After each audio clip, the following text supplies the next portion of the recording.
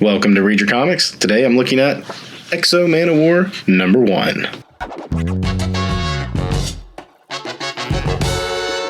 Thanks for joining me today. I'm going to be looking at the second original property from Valiant Comics of the 1990s. But before we dive into this book, I just want to say thanks to all the viewers' support. Every like, comment, and subscription is appreciated. So if you're enjoying positive comic content, please consider hitting thumbs up. Comments are always encouraged. And if you haven't already, why not subscribe so you never miss any future videos? I created this channel to entertain, inform, maybe even inspire you to read some comics.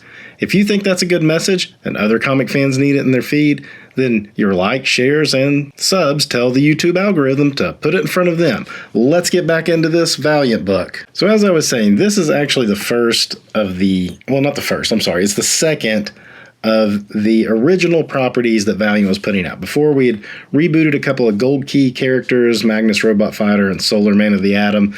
Harbinger came out a month before this one, but now Valiant's starting to get into their own original IP. This cover is so boring. I do not like this cover. I've never liked this cover.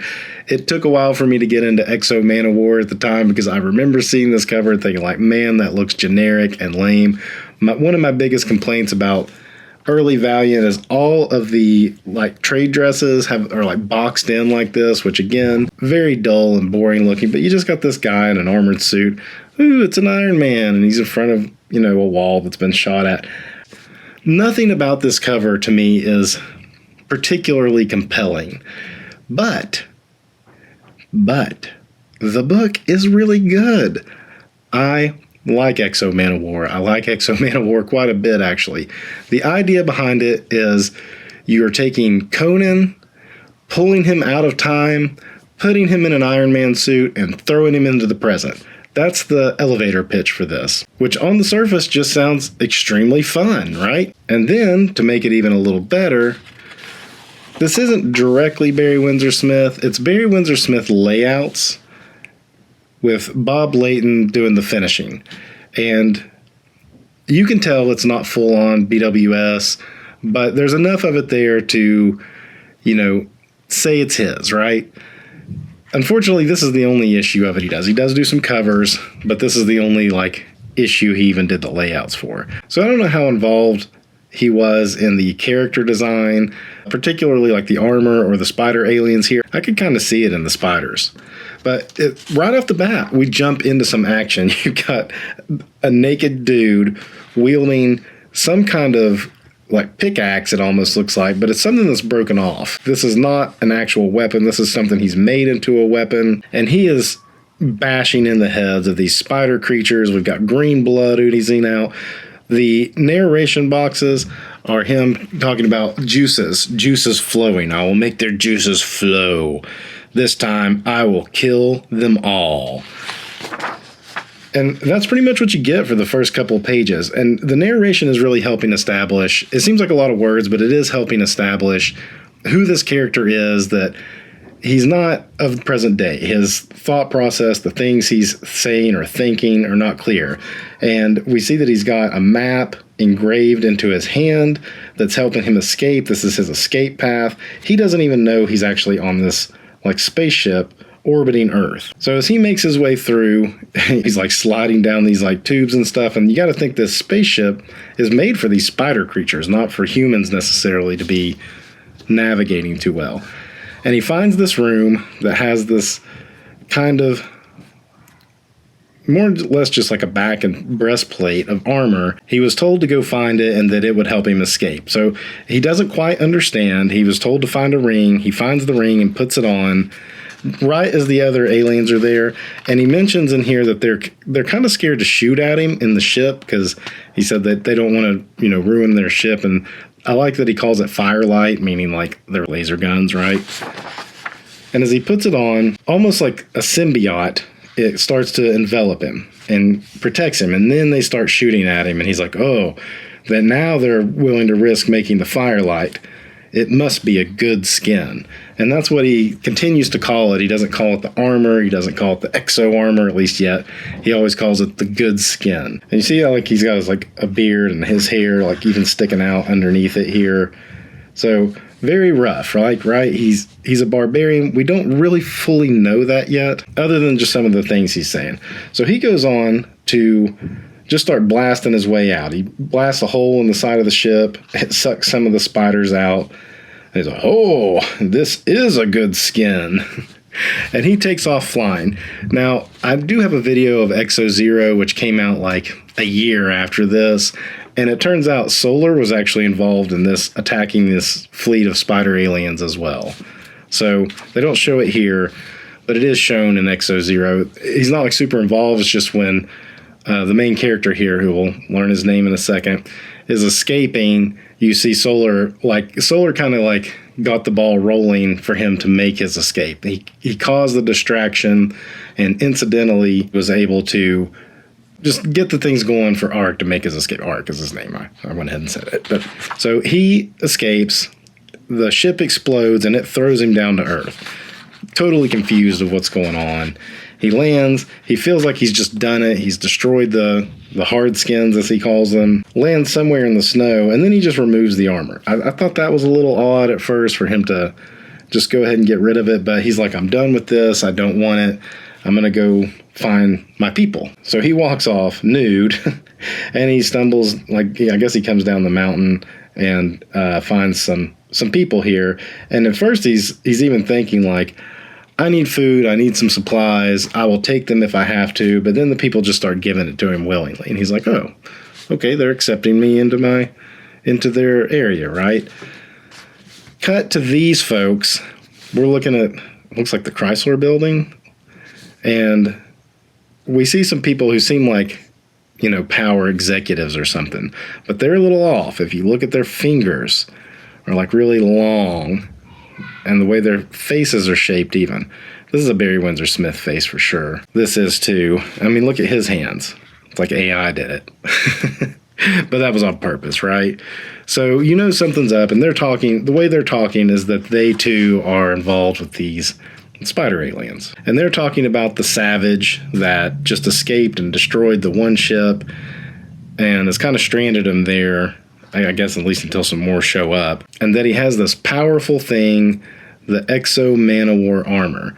But they're kind of selling him short that he's a savage, he doesn't understand it, we'll be able to get it back. But we do need to proceed with some caution just because he does have most likely our most powerful weapon ever created. Cut back to him.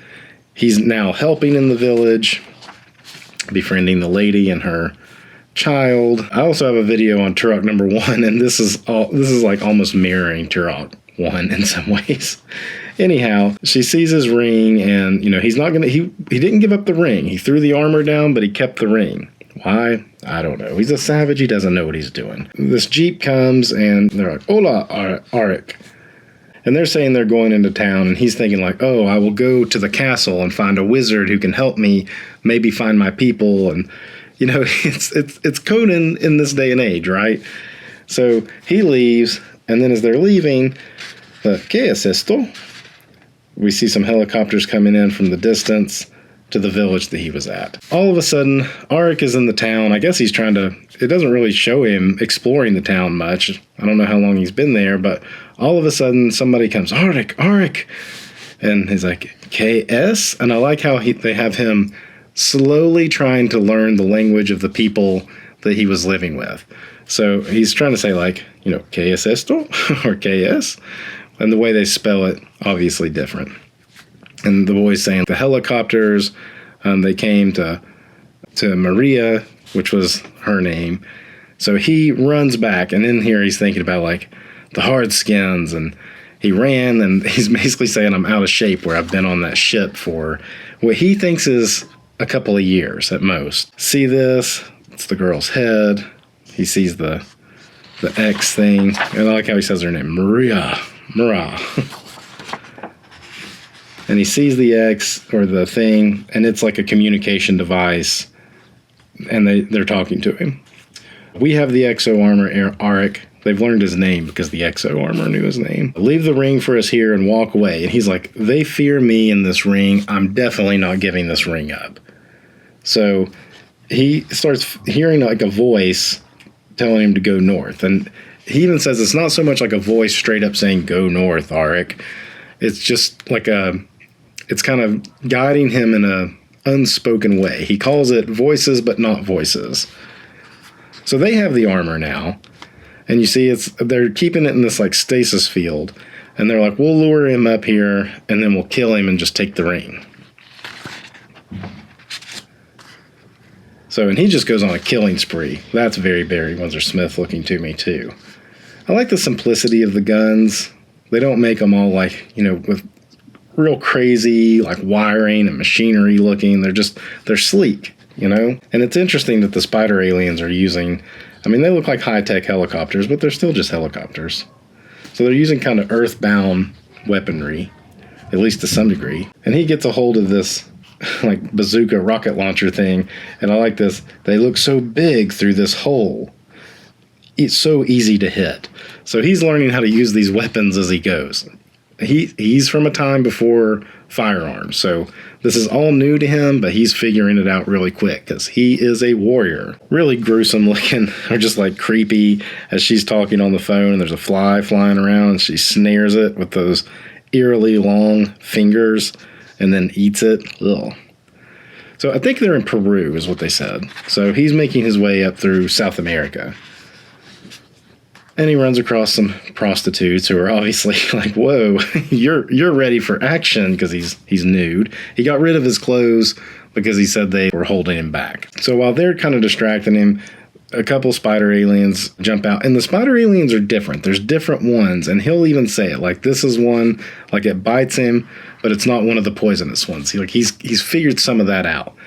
It's only a 4-legged one. Whereas, the ones on the ship had more spidery legs, and then you have he hasn't encountered any yet, but the human looking ones. So he's able to take this one out and just twist its head all the way around and kills it, although he got bit. And then this guy steps out and is like, oh, you're hurt, let me help you. And he just starts befriending him, and you got to think something's up. Why would this random dude just be like, oh, let me go help the naked barbarian guy that killed a monster, and he's not thinking anything of the monster.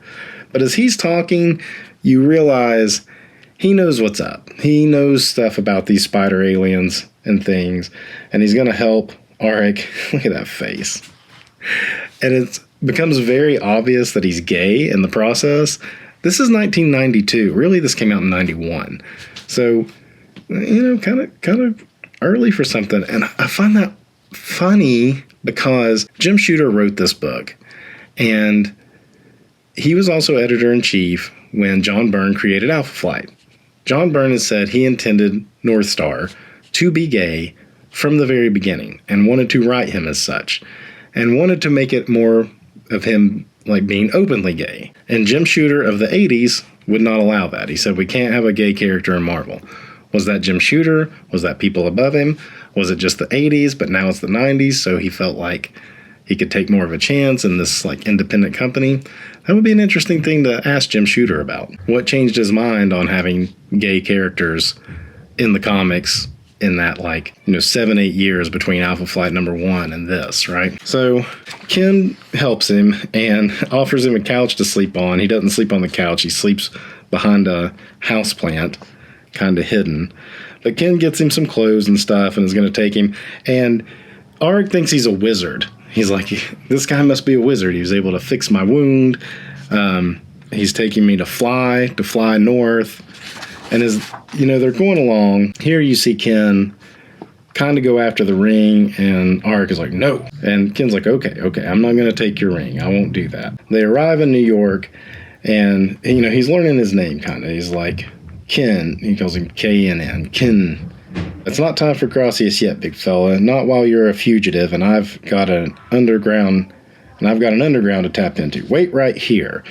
So then we find out Ken is actually calling these two human-looking spider aliens that are trying to get him up north. So he's working with them.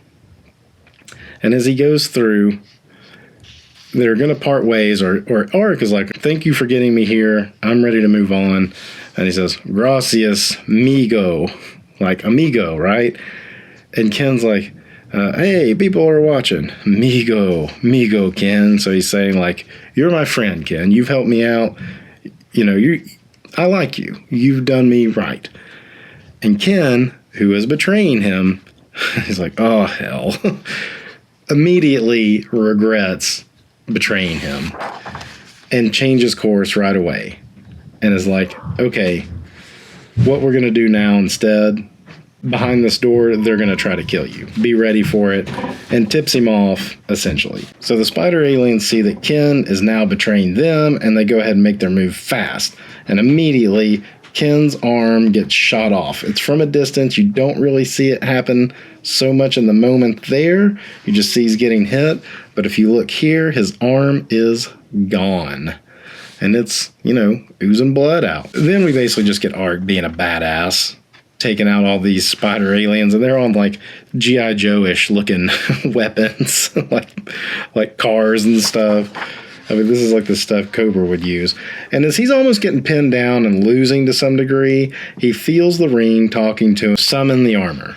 So he does it. He summons the armor, not really, like instinctively, because the ring is kind of telling him to do it. It's able to burst out. This is Barry Windsor Smith energy, rounded, bending light, waves and stuff. That looks BWS to me. And the armor rolls up in this ball and comes to him. That's a neat panel too. Not exactly sure where this is. Like, I guess it's just the armor like folding in. And it comes flying out towards him. I don't know what's happening here. Like, what is this? Anyway, so he's like, yes, the armor comes to him, and then just badassery.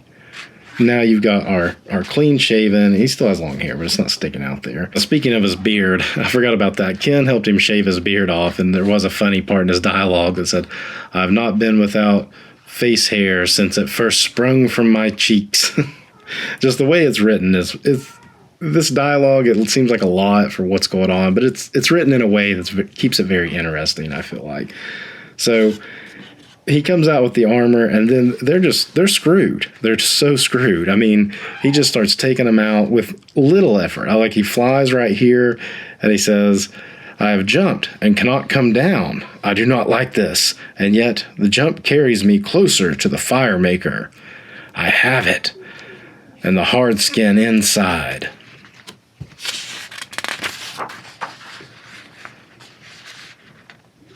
So this spider alien says that he's the one, basically fesses up and says he's the one that killed the woman in the village that he was kind of bonding with. So at this point, he wraps it up. He takes them out.